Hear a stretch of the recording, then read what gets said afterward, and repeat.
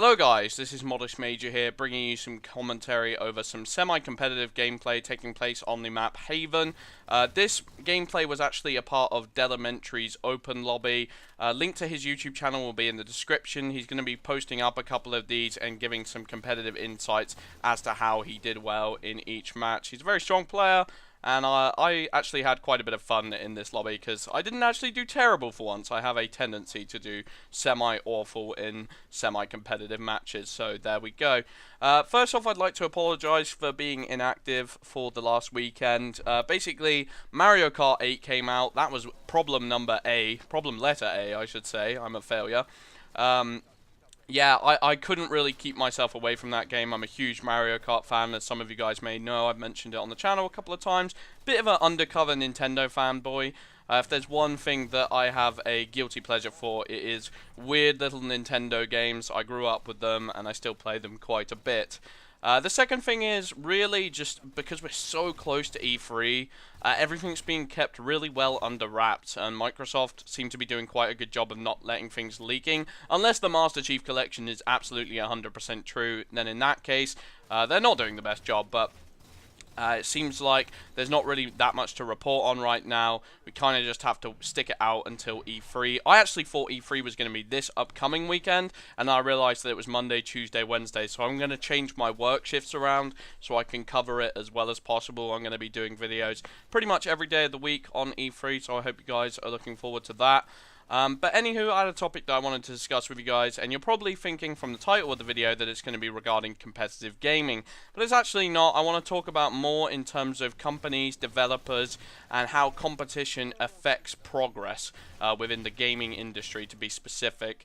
Now, when E3 took place last year of 2013, to me, the presentation was extremely worrying, being a fan of Microsoft, basically. You know, I really like Halo, I really like Gears of War. I feel like Microsoft have always nailed the multiplayer side of gaming. And to be honest, multiplayer is really what keeps me sticking around. Don't get me wrong, I do play my fair share of campaign games. I've got 58,000 gamer score, or something like that. I've played a ridiculous amount of campaigns in my time, and I do enjoy them.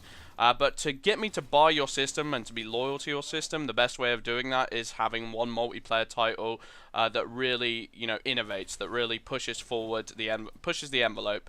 And for my money, Microsoft have always been the more successful company in this field. They've had their Halos, they've had their Gears of War.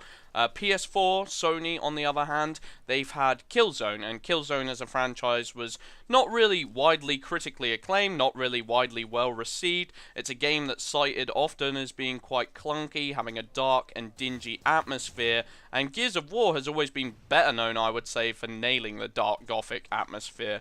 Killzone has kind of seemed a bit jumbled. It didn't really have that much focus in the multiplayer space. And it had a lot of imbalances in the system. Gears of War could be played at a competitive level. It was fairly widely spectated at a competitive level, not so much as Halo was at its prime, but it did okay for itself. It was on MLG at one time, whereas Killzone, I'm pretty sure, never came close.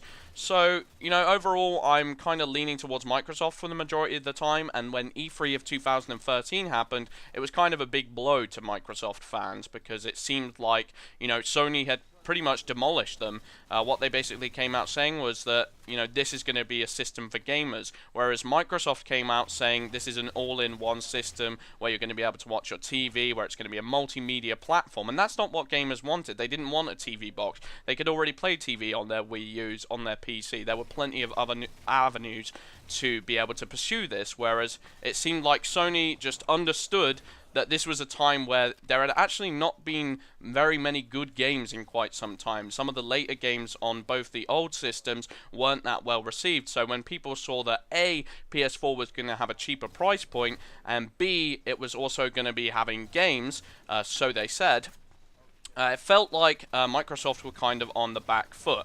And for me, at the time, I was like, oh, this is so frustrating. Does this mean that Halo's not going to do well? Does this mean that it's not going to be a system seller? Does this mean that Microsoft are going to be screwed and I'm going to have to think about switching to PS4 and trying to find a game and pick up a game that I like there?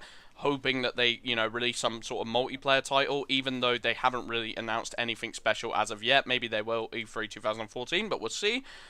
So, you know, at first it was really worrying, but what I've come to learn about gaming, and this pretty much goes for any general concept, is that competition pushes things forward, and I really think this is going to be true of E3 2014. If you look at the way that Microsoft are setting up for this E3 event, the way they're repositioning the way that they're actually tackling the issue of selling the console to gamers, they've been reshuffling things around, they've been willing to admit their mistakes, and they've been doing a great job of publicizing the upcoming games for their system. I think the addition of Phil Spencer as the new head of Xbox has been a huge benefit for Microsoft. It seems like he really knows what he's saying, it seems like his head is screwed on, and the interviews are just coming across a lot better than when Don Matrick was head of Xbox.